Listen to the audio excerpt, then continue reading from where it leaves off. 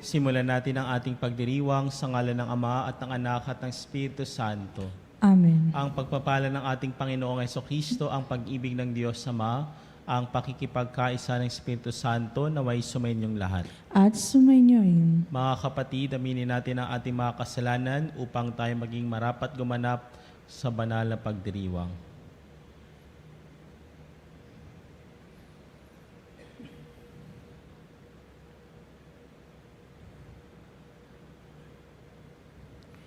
Sinugong tagapagpagaling sa mga nagsisisi, Panginoon, kaawaan mo kami. Panginoon, kaawaan mo kami. Dumating tagapaganyay mga makasalanay magsisi, Kristo, kaawaan mo kami. Kristo, kaawaan mo kami. Nakaluklok ka sa kanan ng Diyos Ama para ipamagitan kami.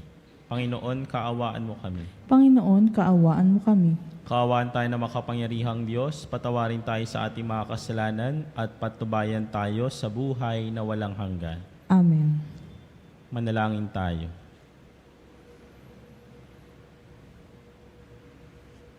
Ama naming makapangyarihan, ikaw ang pinagmulan ng matapat na paninindigan ng mga banal. Ang mga martir na sina San Pedro Bautista, San Pablo Mique at mga kasama ay minarapat mong tawagin upang mabuhay sa iyong piling, matapos danasin ang krus ng pagtitiis sa kamay ng mga taga-usig. Bunga ng kanilang pagdalangin para sa amin, mapangatawanan nawa namin hanggang kamatayan ang pananampalatayang aming pinanghahawakan. Sa pamamagitan ng Jesucristo kasama ng Espiritu Santo, magpasa walang hanggan. Amen. Pagbasa mula sa sulat sa mga Hebreo. Mga kapatid, hindi kayo lumapit gaya ng paglapit ng mga Israelita sa isang bundok na nakikita sa bundok ng Sinai na may nagliliyab na apoy, balot ng pusikit na kadiliman, may malakas na hangin, may tunog ng trumpeta at tinig na nagsasalita. Nang ang tinig na ito'y marinig ng mga tao, isinamo nilang tumigil iyon ng pagsasalita sa kanila. Talagang nakakakilabot ang kanilang natatanaw, kaya't pati si Moises ay nagsabi ng ganito, "Nanginginig ako sa takot. Ang nilapitan ninyo'y ang bundok ng Sion at ang lungsod ng Diyos na buhay, ang Jerusalem sa langit, na kinaroroonan ng di mabilang na anghel. Lumapit kayo sa masayang pagkakatipon ng mga ibinilang na panganay na nakatala sa langit. Lumapit kayo sa Diyos na hukom ng lahat at sa mga espiritu ng mga taong banal na naroon na sa dakong inilian sa kanila ng Diyos. Lumapit kayo kay Jesus, ang tagapamagitan ng bagong tipan at sa dugong nabubo na ang isinisigaw ay kaiba sa isinisigaw ng dugo ni Abel." Ang salita ng Diyos. Salamat sa Diyos. Awa mo'y nagunita ko sa loob ng iyong templo. Awa mo'y nagunita ko sa loob ng iyong templo. Dakila ang poon, dapat papurihan. Sa lungsod ng Diyos, bundok niyang banal. Ang bundok ng Sion, tahanan ng Diyos, ay dakong mataas na nakakalugod. Awa mo'y nagunita ko sa loob ng iyong templo. Bundok sa hilaga, naggalak ang dulot. Sa lahat ng bansa, nitong san sinukob.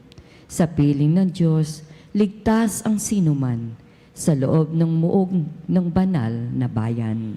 Awa mo'y nagunita ko sa loob ng iyong templo. Sa banal na lungsod ay aming namamasid ang kanyang ginawa na aming narinig.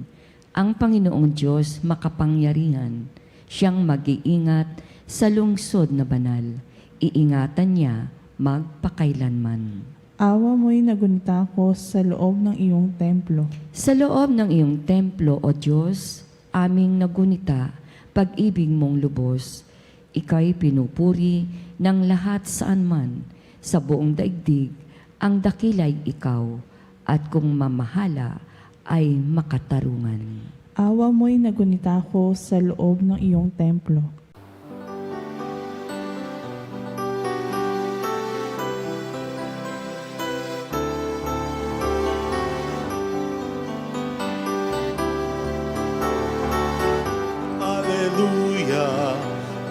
Alleluia, Alleluia, Alleluia, Alleluia,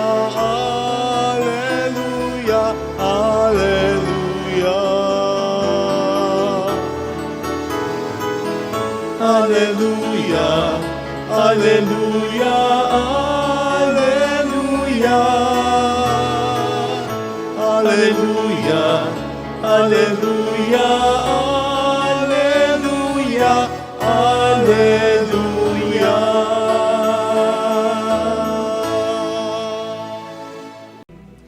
Sumainyo ang Panginoon. At sumainyoin. Ang mabuting balita ng Panginoon ayon kay San Marcos. Papuri sa iyo, Panginoon. Noong panahong iyon, tinawag ni Jesus ang 12 at sinugong dala-dalawa. Binigyan niya sila ng kapangyarihang magpalaya sa masasamang spiritu at pinagbilinan.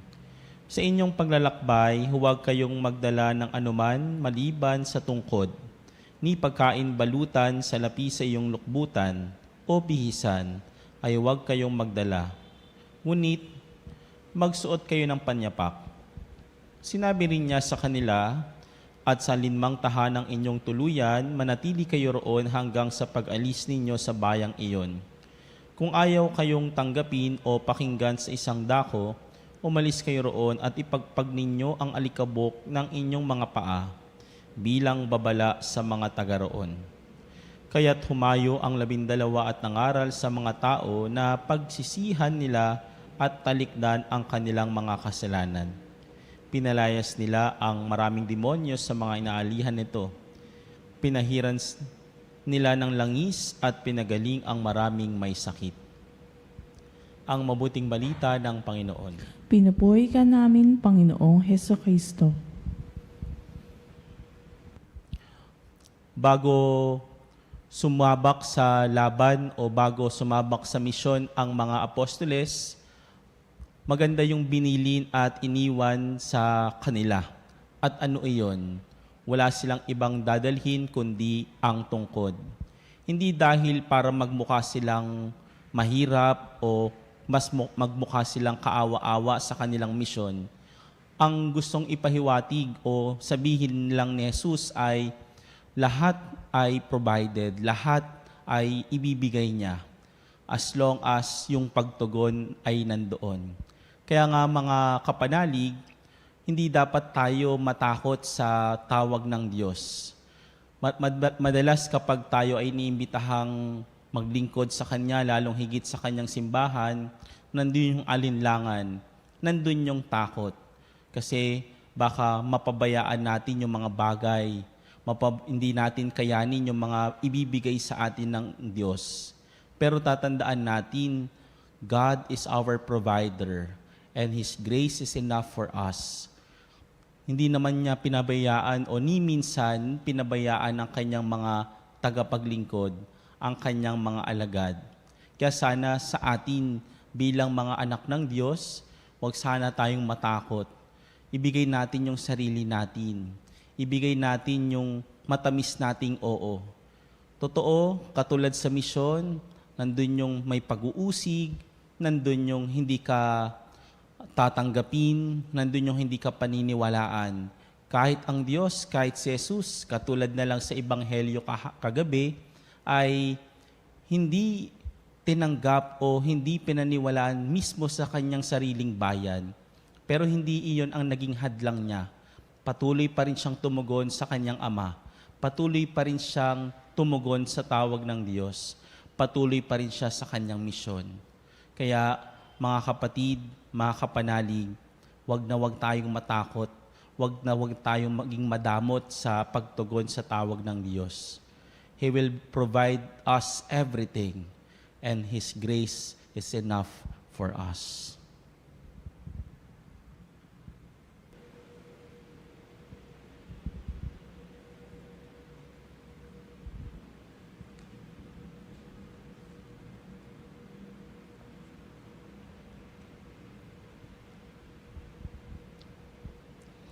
Inaanyayahan tayo ng Diyos Ama upang maging mga lingkod niya sa pagpapalaganap ng mabuting balita ng kaligtasan. Manalangin tayo para sa biyaya ng ating maunawaan ang dignidad ng ating misyon at para sa kinakailangang lakas upang maisagawa ito. Ang ating itutugon, samahan mo ang iyong mga isinugo o Panginoon. Samahan mo ang iyong mga isinugo, O Panginoon. Ang naglalakbay na simbahan naway higit na humikayat ng mga tao upang magbagong buhay sa pamamagitan ng pagiging saksi kay Hesukristo sa kanilang salita at gawa. Manalangin tayo sa Panginoon. Samahan mo ang iyong mga isinugo, O Panginoon. Ang mga misyonero na nagpupunyagi sa ibang bansa naway biyayaan ng Diyos ng mayamang ani. Manalangin tayo sa Panginoon. Samahan mo ang iyong mga isinugo, O Panginoon. Ang mga magulang naway patuloy na magsumikap na ibahagi ang pananampalataya sa kanilang mga anak. Manalangin tayo sa Panginoon. Samahan mo ang iyong mga isinugo, O Panginoon. Sa mga taong nabibigatan sa mga kasawian sa buhay, naway maipakita nating lahat ang ating pag-aaruga, pakikiisa, pag-ibig at pangunawa. Manalangin tayo sa Panginoon. Samahan mo ang iyong mga isinugo, O Panginoon. Ang mga namatay naway maging malaya sa mga alalahanin sa mundong ito at magkamit ng kasiyahan na walang hanggan kapayapaan. Manalangin tayo sa Panginoon. Samahan mo ang iyong mga isinugo, O Panginoon. Sa katahimikan ng ating puso, ibulong natin sa Diyos ang ating mga panalangin.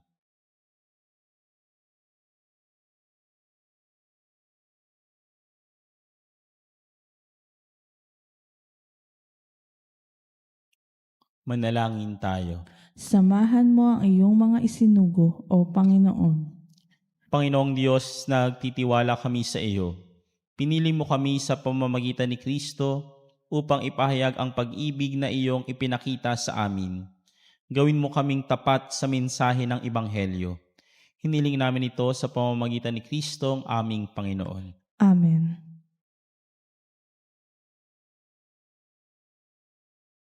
Kunin at tanggapin ang alay na ito, mga biyayang nagmula sa pagpapala mo, tanda ng bawat pusong pagkatinibig mo, ngayoy nananalig, nagmamahal sa'yo. Tinapay na nagmula sa butil ng trigo, pagkaing nagbibigay ng buhay mo. At alak na nagmula sa isang tangkay ng ubas, inubing nagbibigay lakas.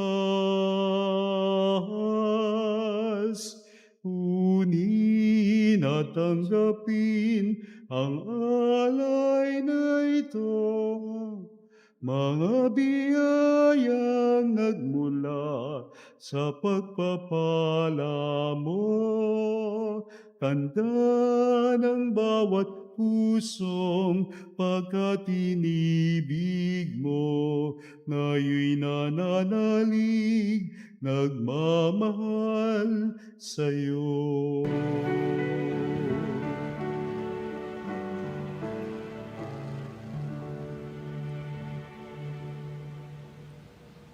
Manalangin kayo mga kapatid upang ating paghahain ay kalugdan ng Diyos sa mga makapangyarihan. Tanggapin nawa ng Panginoon itong paghahain sa iyong mga kamay, sa kapurihan niya at karangalan, sa ating kapakinabangan at sa buong sambayanan niyang banal. Ama naming lumikha, tanggapin mo ang mga alay na aming inihahain. Ngayong ginugunita namin ang mga banal na martir at ipagkaloob mong aming sambahin ang ngalan mo ng may katatagan sa pamamagitan ng Kristo kasama ng Espiritu Santo, magpas sa walang hanggan. Amen. Sumainyo ang Panginoon. At sumainyoin. Itaas sa Diyos sa inyong puso at diwa. Itinaasa namin sa Panginoon. Pasalamatan natin ang Panginoong ating Diyos. Marapat na siya ay pasalamatan. Ama naming makapangyarihan, tunay ang marapat na ikaw ay aming pasalamatan. Ngayong aming kagalakan na sina San Pedro Bautista, San Pablo Mic at mga kasama ay parangalan. Siya'y kapanalig naming may paninindigan, na ikaw ay ipahayag kahit siya'y mamatay. Sapagkat minarapat mong kanilang matularan ang iyong anak na naghain ng sariling buhay. Tulad ng naganap sa iyong anak, ang dugo ng mga martir ay dumanak, hindi dahil sa katatagang likas, kundi dahil sa iyong bigay na lakas. Kaya kaisa na mga anghel nagsisiawit ng papuri sa iyo, nang walang humpay sa kalangitan, kami nagbubunyi sa iyong kadakilaan.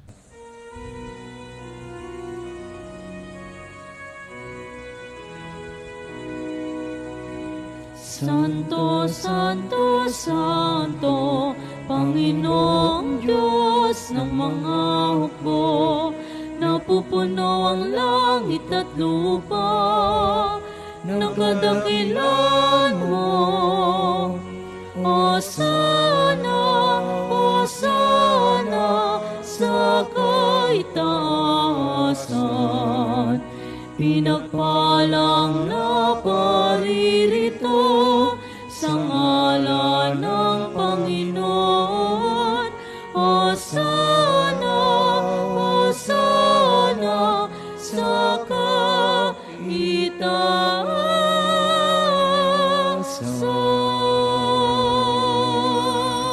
Ama naming banal, ikaw ang bukal ng tanang kabanalan. Kaya't sa pamamagitan ng Espiritu, gawin mo banal ang kaloob na ito, upang para sa amin maging katawan at dugo ng aming Panginoong Heso Kristo. Bago niya pinagtisang kusang loob na maging handog, hinawakan niyang tinapay. Pinasalamatan kaniya, pinaghati-hati niya iyon, iniabot sa kanya malagad at sinabi, "Tanggapin ninyo lahat ito at kanin. Ito ang aking katawan na ihahandog para sa inyo."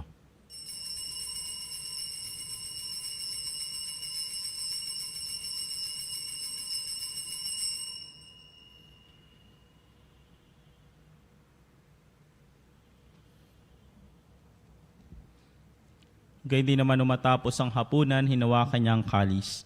Muli kanyang pinasalamatan. Iniabot niya ang kalis sa kanyang malagad at sinabi, "Tanggapin ninyo lahat ito at inumin.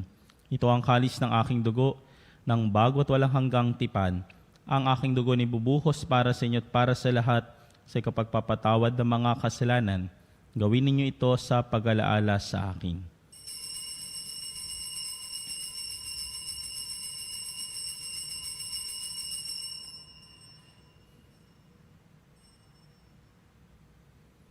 Ang misteryo ng pananampalataya.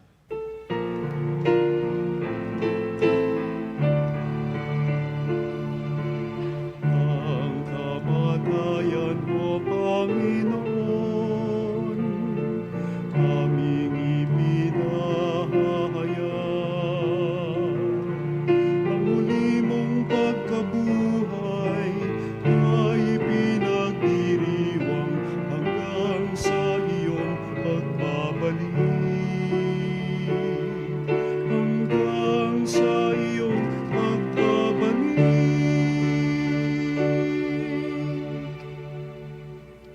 Ama, ginagawa namin ngayon ang pag-alaala sa pagkamatay at muling pagkabuhay ng iyong anak, kaya't inaali namin sa iyo ang tinapay nagbibigay buhay at ang kalis nagkakaloob ng kaligtasan. Kami nagpapasalamat dahil kami yung minarapat na tumayo sa harap mo para maglingkod sa iyo. Isinasamo namin kaming magsasalo-salo sa katawan at tugo ni Kristo ay mabuklod sa pagkakaisa sa pamamagitan ng Espiritu Santo. Alalahanin mo rin ang mga kapatid naming nahimlay na may pag-asang sila'y muling mabubuhay. Ganyan din na lahat ng mga pumanaw. Kawa mo sila at patuloyin sa iyong kaliwanagan. Kawaan mo at pagintapatin kaming lahat na makasalo sa iyong buhay na walang wakas. kaysa ng mahal na Berheng Maria na ina ng Diyos, kaysa ni San Jose, ang kabiyak ng kanyang puso, kaysa ng mga apostol at ng lahat ng mga banal, kasama ni na San Pedro Bautista, San Pablo Miquel at mga kasama, na namuhay dito sa daigdig ng kalugod-lugod sa iyo, may pagdiwang nawa namin ang pupupuri sa kararangal mo sa pamamagitan ng anak na aming Panginoong Heso Kristo. Sa pamamagitan ni Kristo kasama niya at sa Kanya, ang lahat ng parangal at papuri ay sa iyo, Diyos samang makapangyarihan, kasama ng Espiritu Santo, magpasa walang hanggan.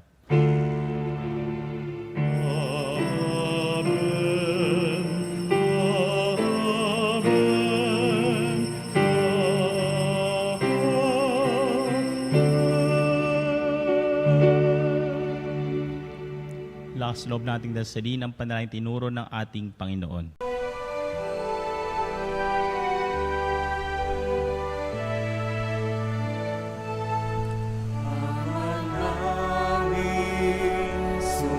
Sumasalangit ka, sambahin ang ngalan mo, mapasa amin ang kaharian mo, sundin ang loob mo.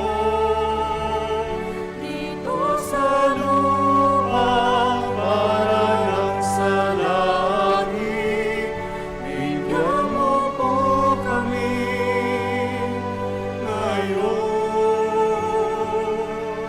ng aming kakanin sa araw-araw at paglawarin mo kami sa aming mga sala para ng pagpapatawad namin sa nagkakasala sa amin, at huwag mo kaming ipahintulot sa gusto, at yadya mo kami sa lahat ng masama. Hiniling namin kamedya sa lahat ng masama, pagkalooban ng kapayapaan araw-araw, iligtas sa kasalanan at ilayo sa lahat ng kapahamakan, samantalang aming pinananabikan ang dakilang araw ng pagpapahayag ng tagapagligtas naming Seso Kristo. Sapagkat iyo ang kaharian at ang kapangyarihan at ang kapurihan magpakailanman. Amen. Panginoon Jesucristo, sinabi mo sa iyong mga apostol, kapayapaan ang iniwan ko sa inyo, ang aking kapayapaan ang binibigay ko sa inyo. Tunghayan mong aming pananampalataya at huwag ang aming pagkakasala. Pagkalooban mo kami ng kapayapaan at pagkakaisa ayon sa iyong kalooban, kasama ng Espiritu Santo magpasa walang hanggan. Amen. Ang kapayapaan ng Panginoon ay laging sumainyo. At sumainyoin. Magbigayan kayo ng kapayapaan sa bawat isa.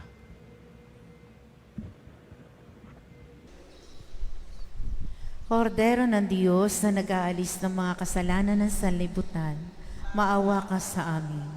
Kordero ng Diyos na nag-aalis ng mga kasalanan ng sanlibutan, maawa ka sa amin. Kordero ng Diyos na nag-aalis ng mga kasalanan ng sanlibutan, ipagkaloob sa amin ang kapayapaan. Ito ang korderong Diyos na nag-aalis ng mga kasalanan ng sanlibutan, mapalad ang inaniyahan sa kaniyang piging. Panginoon, hindi ako karapat-dapat na magpatuloy sa iyo, ngunit sa isang salita mo lamang ay gagaling na ako.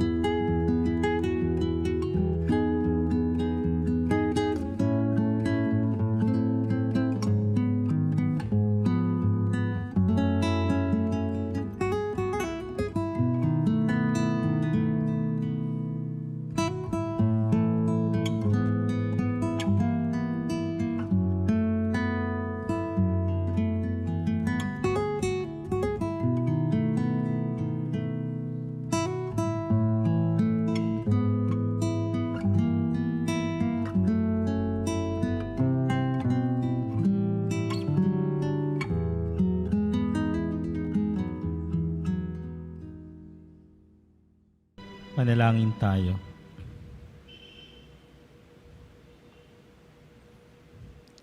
Ama naming mapagmahal, pinagningning mo ang misteryo ng krus sa mga martir mong banal. Ipagkaloob mong kaming pinatatag ng banal na pakikinabang ay makapanatiling matapat kay Kristo sa pagmamalasakit sa tanan. Sa pamamagitan niya kasama ng Espiritu Santo, magpasa walang hanggan. Amen. Sumainyo ang Panginoon At sumainyo at pagpalain kayo ng makapangyarihan at mapagmahal na Diyos.